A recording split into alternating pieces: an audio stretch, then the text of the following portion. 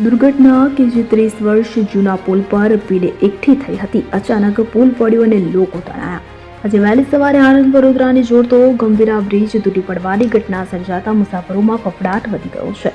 આ દુર્ઘટનામાં 3 લોકોના મૃત્યુ થયા હોવાની સામે આવ્યું છે, જ્યારે 8 લોકોને રેસ્ક્યુ કરીને બચાવી લેવાયા છે. ત્યારે એક દુર્ઘટના મહારાષ્ટ્ર રાજ્યની છે કે જેમાં પુણેના તાલેગાંવ વિસ્તારમાં કુંડમાલ નજીક ઇન્દ્રાયણી નદી પર બનેલો 30 વર્ષ જૂનો પુલ ભારે વરસાદ અને ભારે પ્રવાહને કારણે અચાનક તૂટી ગયો હતો.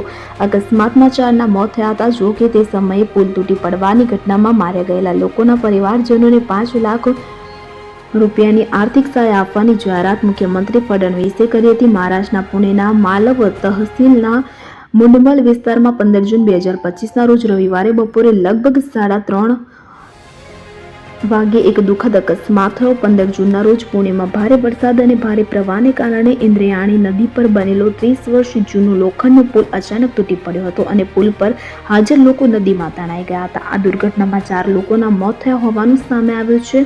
પુણેનો બ્રિજ કે જે 30 વર્ષ જૂનો અકસ્માત અને આજે બનેલી ગંભીરા બ્રિજ દુર્ઘટનામાં એક વાત સામાન્ય છે કે બંને બ્રિજ જૂના હતા. ગંભીરા બ્રિજ આશરે 40 વર્ષ જૂનો હતો, જ્યારે પુણેનો બ્રિજ 30 વર્ષ જૂનો હતો અને બંને જર્જરિત હતા. પુણેના બ્રિજ વિશે જાણકારી મળી હતી કે આ પુલ છેલ્લા કેટલાય સમયથી જર્જરિત હાલતમાં હતો અને અહીં વાહનોની અવરજવર બંધ હતી, પરંતુ ભારે વરસાદ વચ્ચે ઘણા લોકો નદીના પ્રવાહને જોવા માટે પુલ પર આવ્યા હતા. ત્યારે અચાનક આ અકસ્માત થયો. 30 વર્ષ જૂના બિસ્માર હાલતમાં રહેલા બ્રિજને યોગ્ય સમય સમારકામ ન મળતા તેના પર દબાણ આવતા તે તૂટી ગયો હતો.